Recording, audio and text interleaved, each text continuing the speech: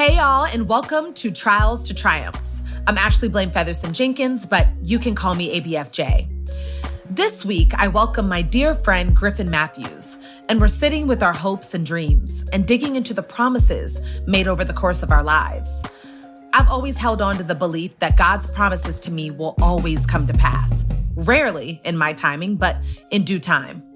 One of the promises made to me a long, long time ago was the promise of a husband, a loving partner who I would be able to grow and do life with. And, well, check. Now, what's interesting about my conversation on promises with Griffin is that he challenges me to rethink what it means to have a life promise fulfilled. Since we met on the set of Dear White People, Season 2, Griffin and his husband have become foster parents to 2 young boys. Now, all new parents deal with a lot of uncertainty. Am I ready? Am I good at this? But navigating the foster care system during a global pandemic has forced Griffin and his husband, Matt, affectionately known as Butch, to simply sit with what they don't know and just bask in the present.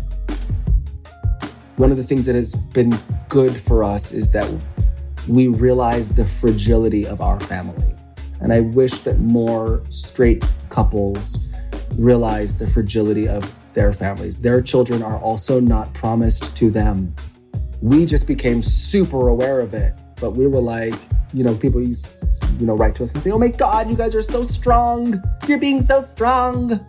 We don't feel heroic or strong. We feel tired and daddy, but it's beautiful. It's been a beautiful journey.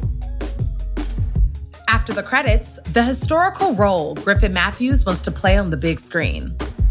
I've just never seen a story about 2 enslaved people who were gay.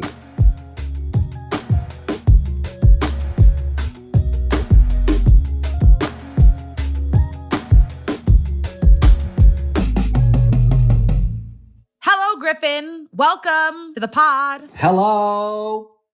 Oh, Griffin, you bring me so much joy. I want to tell you something. Please. That I love about you. I'm ready. You always show up fully as all that you are. And what I mean by that is that you never give a truncated version of yourself. And I think that that is just really rare and really cool. And it's one of my favorite things about you. So I just want the world to know that. The interview just started and I'm already sweating. So you've done it.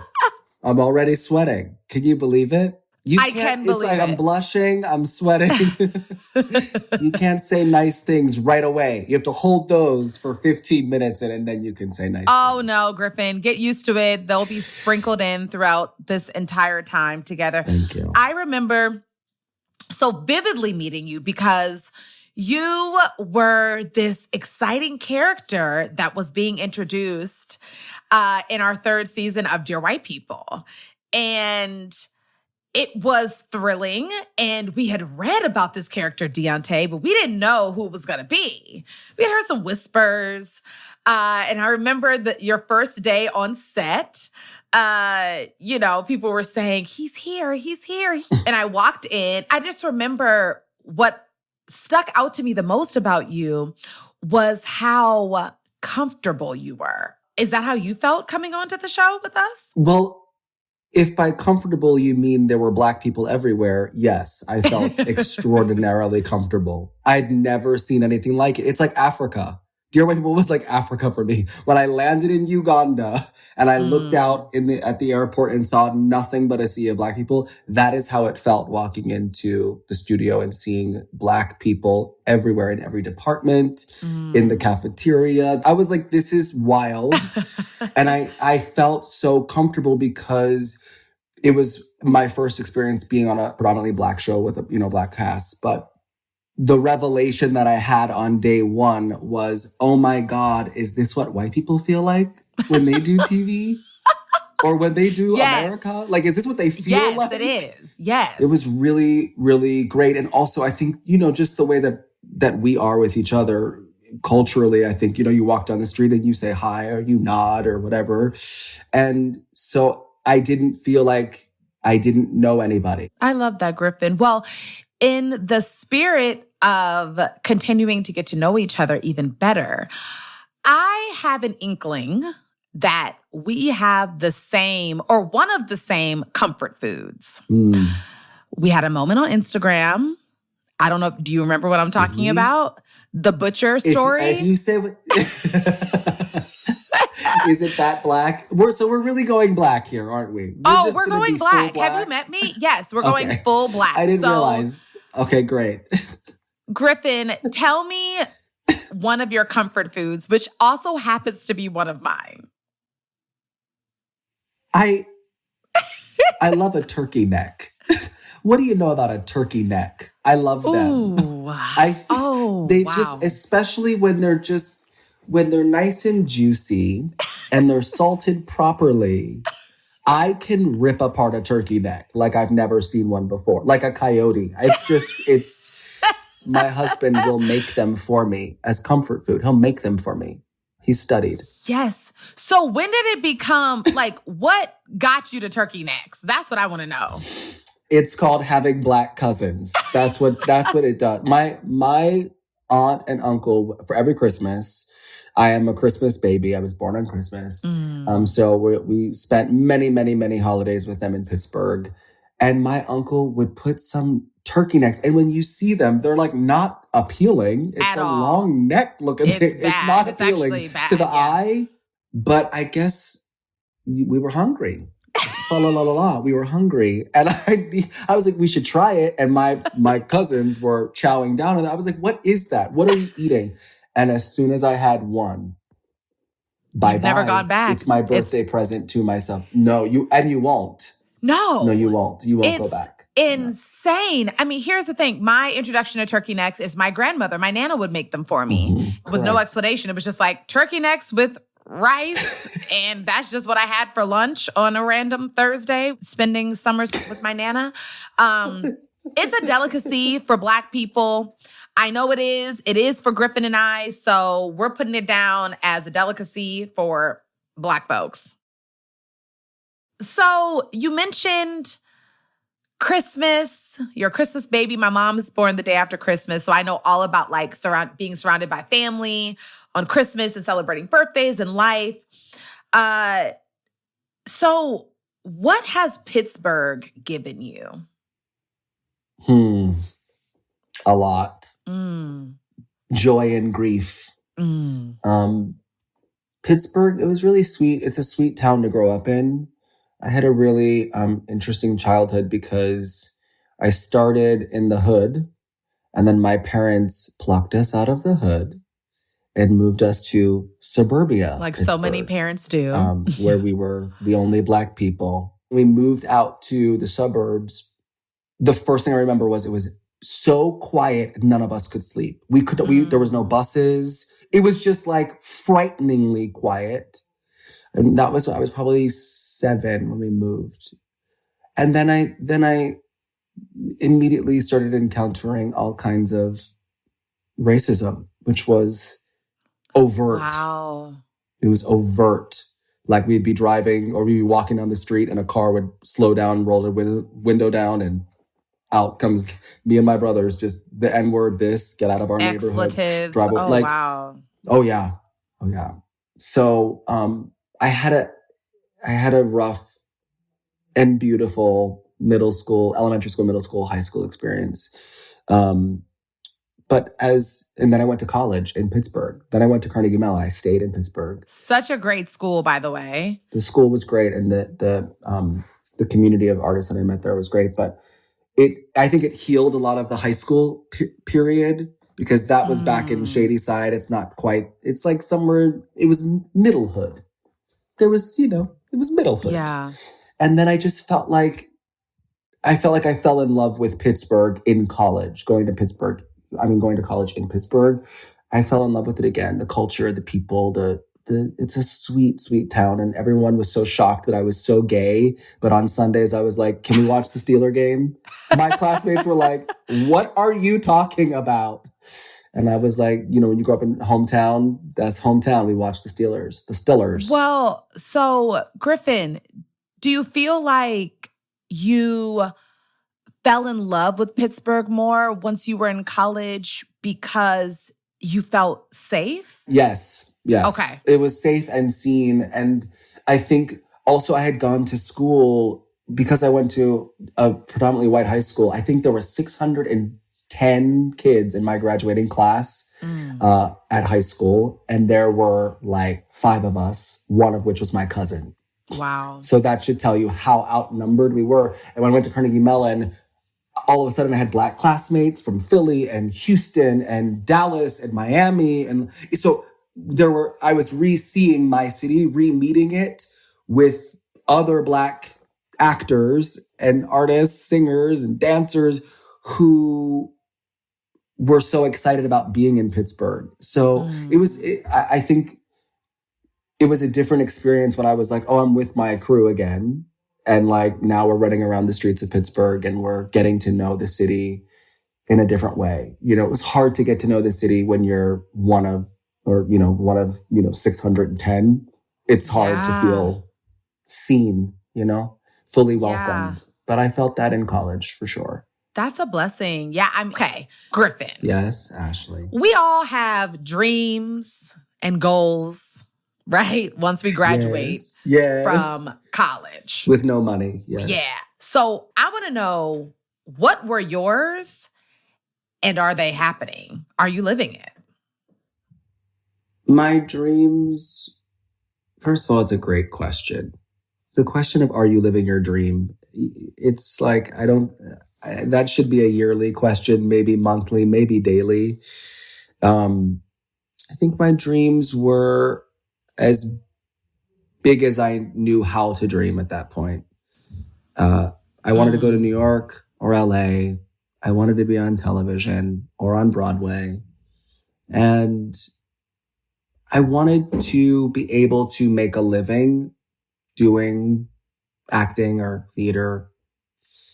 And I also wanted to make a difference inside of it. Like I wanted to be able to find a space where I could make a difference. So am I living my dream? Yes. Does it look exactly like I thought it would? No. And I think like I've really tried to continue to redefine what I think is success. Because it just keeps the needle it's moving and it's just, I don't know. I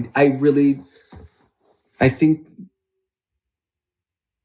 I'm only stumbling because I think that you just hear my inner tension inside of this industry and inside of the current world. I think the idea of living your dreams is it's a moving target. I think for me, almost every day, it's a moving target. Today, am I living my dreams? I'm talking to you. So that's part of my dreams. Yeah. And then I think, I don't know. I have a lot of friends in this business who are constantly just so busy. And I wish I was more busy. And then when I'm really busy, I'm like, can I get less busy? It's this constant, like, I'm so busy and then I want to get less busy and I'm less busy. And I'm like, what should I do? Raise these kids. It's like, I don't know, so. Yeah. Well, you know what, Griffin? I can't think of who came up with this concept, which is something I'm really trying to like internalize. Suffering comes from not living in the moment. And when I first heard it, I was like, okay. But then when I really broke it down, I realized that my suffering, my anxiety, it's because I'm worried about what's ahead, what's in the future, what I want to happen, what I hope happens, what I feel I need to happen. And the truth is, we just don't know. And so when you're talking about your dreams and how we're kind of teeter-tottering, right? Sometimes we want to be busy, then we're too busy, then we pull back, and then we're on this seesaw. part of it is I think we have to just allow life to continue to surprise us. That leads me to your fatherhood journey, your marriage journey. What a dream. So talk to me about Matt, because Matt, I'm obsessed with him. I'm obsessed with your relationship. You're a modern family to me. Mm-hmm. That's what it is. You are a modern family. Yeah. I mean, I think that just the idea of you're suffering because you're not in the moment. There's an inherent contradiction inside of dreaming, because dreaming is about seeing something down the line. So it's like you can't be dreaming and also stay in the moment. It's like you have to sort of let yourself drift and then deal with the consequences of that drift. So I do think that there's something so true about suffering because you're not in the moment. And I find myself, and I find most artists, to be born dreamers. That's all we do. That's what artists do. So you always meet people inside of our business who are just suffering because they're inside of their dreams. And I'd say the thing for Matt and I has been to allow ourselves to dream. I had to allow myself to dream of marriage, because when I was growing up, that was not an option for us. I specifically remember being in our loft in downtown LA when the Supreme Court passed gay marriage. And Matt and I were sitting on the couch and we're watching people like flood the streets in San Francisco and all over the country. And we were just sitting there kind of watching it play on the TV. And we were quiet. And I think we got so quiet because we were like, wait a second, what does this mean for us? Like, we had never needed to deal with marriage. That was the whole point. When you're gay, you don't have to deal with it. You live your life, you go to France, you buy clothes and then buy a house in Palm Springs. You don't need to worry about that heteronormative pressure of getting married. And so we were sitting on the couch slightly stunned because all of a sudden it was available. And we had to deal with the availability of, sealing the deal legally. And so that was the start of that real dream when it became legal of course I always wanted a partner. Everybody always wants someone to spend their life with. And how long were you all together at that point, Griffin? Oh God, probably 4 years at that point. And I think that, look, that Supreme Court gavel bang created all kinds of chaos in our lives. Wow. Absolute chaos. Sent us into counseling, sent us into breaking up and making up and really trying to decide if we were going to do it. It's deep when you've been told you cannot do it. And then all of a sudden you can do it. You see people self-sabotage all the time. You see celebrities get everything and then they self-sabotage and they have nothing. Yes. And so we did the full journey of really going, this is not for us. And you are not for me. I am not for you. I will find someone else who will marry me. We just did the whole thing. Yeah. We did the whole thing because it became, even when Matt finally proposed to me, because he was the one that I think was fighting it. I remember I said to our best friend, Andrea, Andrea came out to LA for Thanksgiving. And I said, if Matt doesn't ask me to marry him by Christmas, which is my birthday, I'm done. We had been together for like 8 years. I said, I'm done. I want kids. I want a house. I'm not having a baby with my boyfriend. It's not happening. And I was so over it. I was over it. I was annoyed that we had already done all this counseling. We'd already been, and it still wasn't happening. Yeah, I know. And when he proposed to me, like a couple weeks later, right before Christmas. That's how it always goes. You have the breakdown right before, they've been like planning it the whole time. Mm-hmm. You don't know. Mm-hmm. And I really thought my response was going to be attitude. Like, go ahead, put it here. Put the ring right there. I thought it was going to be that. I was inconsolable. I was bawling my eyes out. The eyes were, the water was hitting, it was hitting the screens. I was just like, It was hitting the walls. It was, I just Yeah. really, so that was my inner cue of like, yep, you should marry him because you're still so Of emotional about it. But yeah, we continue down the journey of our personal relationship, not, kids aside. We have our own marriage separate from the kids, and we are perfectly imperfect. And we do it every day. Every day we are inside of who are you today? Who do you want to be? It's been magical and difficult. Marriage is, you're a married person. And we absolutely re-up on marriage counseling. I just think it's so important. A lot of people write to us on Instagram and they're like, you guys are so amazing. And da-da-da. I'm like, we go to counseling all the time. Yeah. We got to do it. Yeah. We just did a pandemic. We got to do it. Yeah. We got to do it. Our wedding rings are snakes. I found like vintage antique snakes from the 1800s. And snakes used to symbolize rebirth, regrowth, because they're shedding their skin and then they start to. And so it was a symbol of rebirth. And so we try to really allow ourselves to be snakes. Ooh, Griffin, that's good, because shedding, everybody sheds. Everybody sheds. Yeah. Even if you don't want to, that skin has got to come off. But when you're in a marriage, not only are you shedding individually, but you shed together. I think that that's just powerful. So take me to a moment where you just felt low in your career, Griffin, and how you got out and what was on the other side. Well, there have been many times. It's hard to say when I've held it up by myself because I don't really... Or maybe someone's held it up for you. It probably was Matt, to be honest. I call him Butch.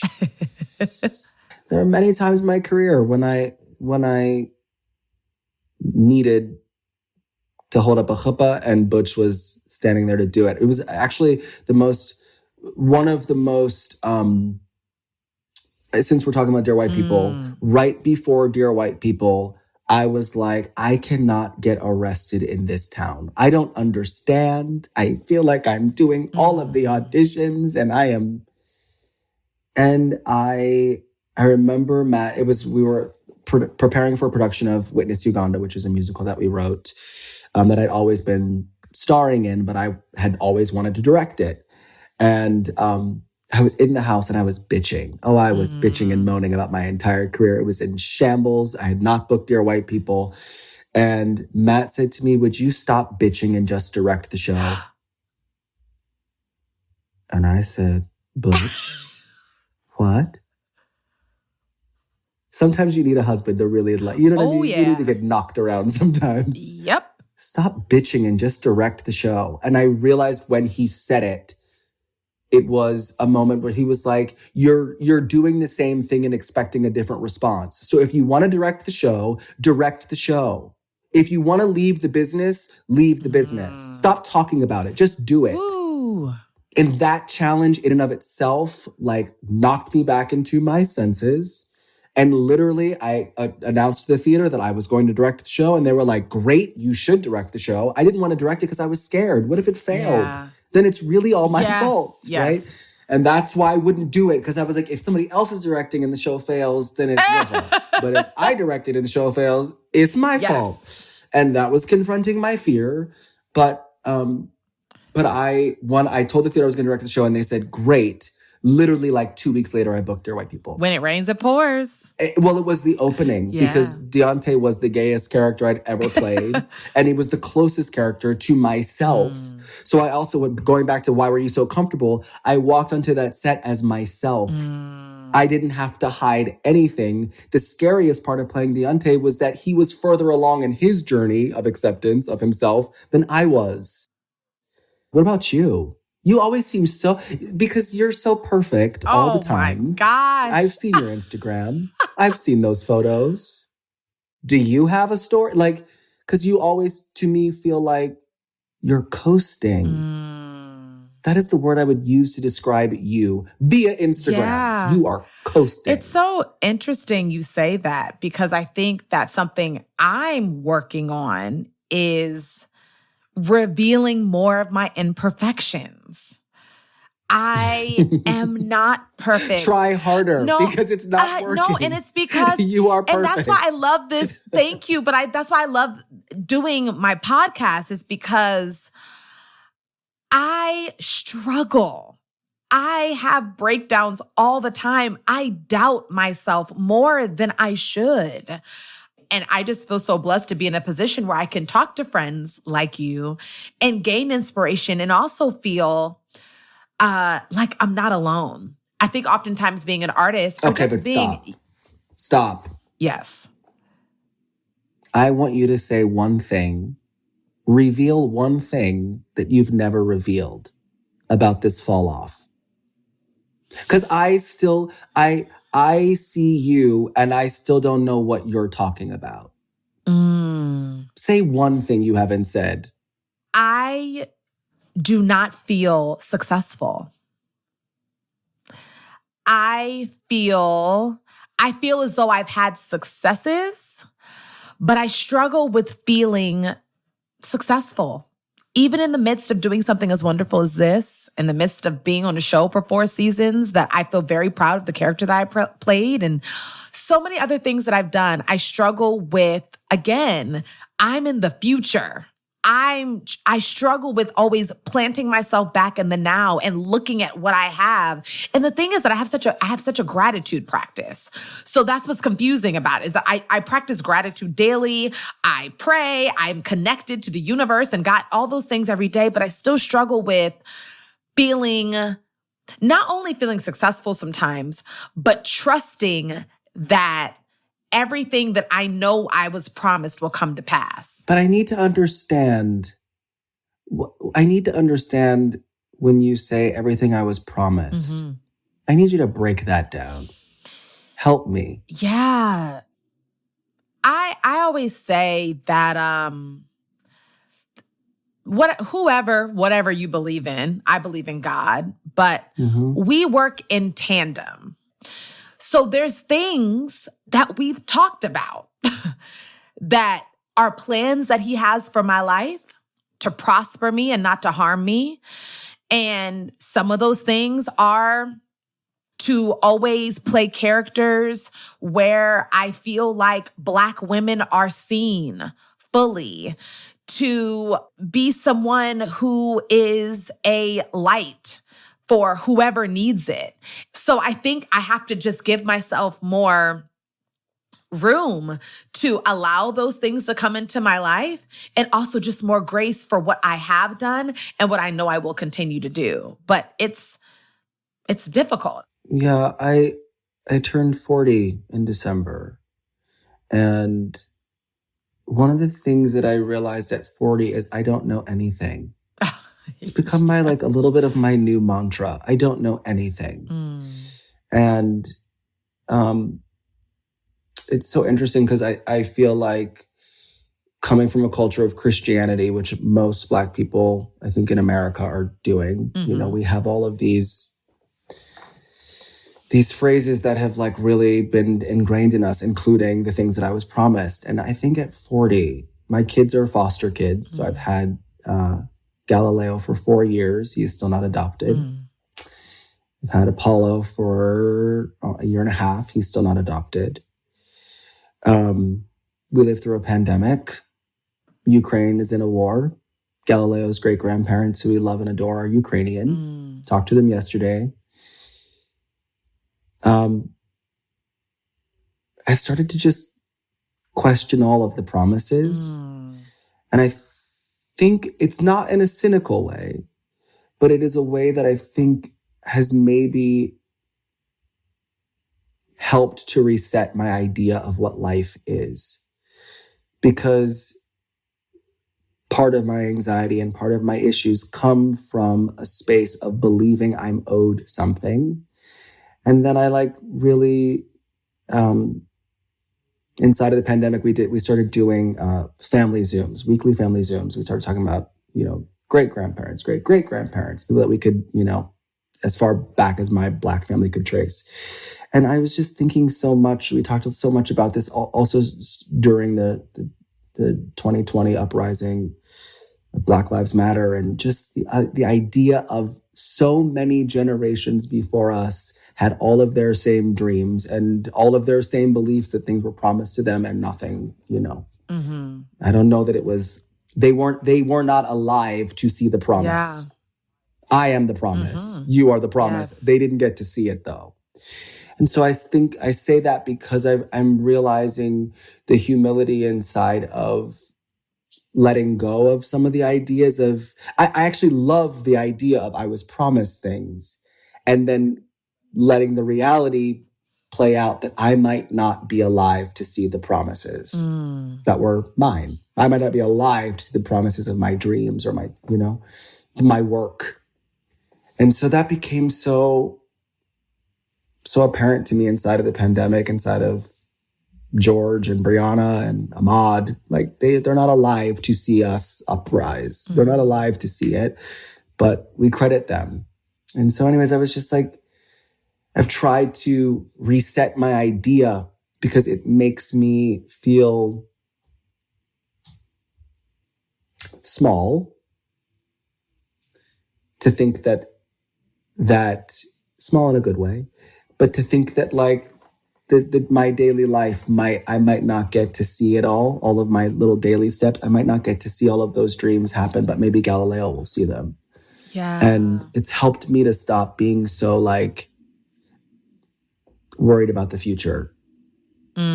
Just like try to be, I don't know. It's been like, it's because what I hear in you is so much confidence, even inside of your questions. You are so confident. And I think it's beautiful, by the way. It's beautiful. It's why I love you, because it's why you pull out that manifest. You're like, it's Manifest Mondays. And like you pull out the jars and I'm like, Ashley Blaine really does these jars. She really is manifesting. I can't manifest really anything. is. What's going on? Ashley is doing it. But I think I'm saying all of that to say to you and to me and for anyone else who might be listening and rubbing up against all of the promises that Ashley, whether or not any of those things happen for you, it doesn't mean they won't happen. Like it might happen for your kids, for your kids. And we have to, we can reset our space on the planet and our path on the planet when we also dream not just into our future but into the future's future. Does that make sense? Yeah. Well, I thank you for that. I thank you for even just asking me that. I think that was literally the epitome of a heartfelt question. And so, I want to talk about your children and that journey. And what it's shifted inside of you. You're beaming. I love seeing you beam when you think or just even talk about your children. I'm beaming and I'm exhausted. The children. Yeah. It's a real, it is such a gift in my life, and it is such an unexpected gift because I always wanted to be a dad, but I didn't know that I would be a dad this way. So Matt and I are foster parents, and we picked both of our sons up from the hospital. So they were babies when we got them. First Galileo, and then Apollo. And it's been an absolute insane journey navigating the LA foster care system because there are over 40,000 kids in the system. And I would say it's a crisis. So we decided to become foster parents. And I don't know. This is what, Ashley, this is part of why I say like the promises and all these ideas. We were promised that Galileo would be adopted somewhere between year 1 and 1.5, 2.5 max. Galileo turns 4 in like 3 weeks. It's not adopted. No one knew a pandemic was coming. Nobody knew it would back up the court system. Nobody knew that he would have family members inside fighting and appealing and appealing and appealing and appealing. Nobody told us we'd have to get a lawyer. Nobody told us we'd have to pay for all of that. Nobody told us any of this. And then in the middle of the pandemic, we thought, well, we're stopped, where our careers have stopped. We're at home. If we're going to have a second baby, we should have one. We called our social worker. We said, well, look, Galileo is held up in appeals. We're ready to do another baby. Just get us a Black girl, because that's really what we wanted. We just want a Black girl. She called us a week later with a Cambodian boy. And we said, okay, we'll take him. We were promised a Black girl, and we have a Cambodian boy. and he was supposed to be adopted within 9 months. He was damn near a safe surrender. And he's about to be 2 in July, and I don't know when the adoption's happening. And I just, the whole thing has made me really question all of the promises. Once I got out of the promises and said, you ain't promised nothing, but today, you have today with these children. They are yours today. It has actually helped me to breathe, because there was a period of time when we could not breathe over Galileo. We were doing court dates every 4 to 6 months, where he could have gone back to his birth family. And if, as you can imagine, you think someone will hand you a baby, you think, well, it'll be a couple of weeks, we'll like the baby a little bit. And they're like, nope. Day one, moment one, they hand you a baby. You're like, oh my God, the baby's mine. Yeah. You love them instantly. But it's been like, one of the things that has been good for us is that we realize the fragility of our family. And I wish that more straight couples realize the fragility of their families. Their children are also not promised to them. We just became super aware of it. But we were like, people used to, write to us and say, oh my God, you guys are so strong. You're being so strong. And we were like, we're just being parents. And also your children are not promised to you either. So get into the moment and keep going. So we don't feel heroic or strong. We feel tired and daddy. But it's beautiful. It's been a beautiful journey. It's beautiful. You, Griffin, what I love about you in this conversation is that you've given me so much. And so I want to ask you your takeaway, but my takeaway from this conversation is it's okay to even question promises. It's okay to do that. And it's okay to even not get what you're promised with the hope that someone you love will. People you love will. I think that's my takeaway. What's your takeaway? I think that what is interesting is you talked about your own question about, I want Black women to be seen, and I want your dreams, your promises. That's what you wanted for yourself. And I think when I met you on Dear White People, day one, you were already inside of that and you didn't realize it. I had already seen your promise of wanting Black women to be seen expanded even beyond that. It was actually bigger than just Black women. I'm sure Black girls watched the show and loved you, but I also watched the show. I'm not a Black woman. And I met you, and I met Logan. I met Black women who looked like my cousins and my mother and my friends, and you swung the door open so wide. You were already inside of the promise, and you maybe didn't even realize it. So I think that, I'm going to try to stay conscious inside of today that I might be living inside of some of the things that I had dreamt about or believed I was promised, that I might be inside of it and I can't yet see it. Wow. That's beautiful. Well, Griffin, I adore you, but most importantly, I want to say thank you for saying yes to me, but to everything that's put in front of you that you know is for you, and having the discernment of saying yes. I appreciate you. Thank you so much. You're the best. And yes to you anytime.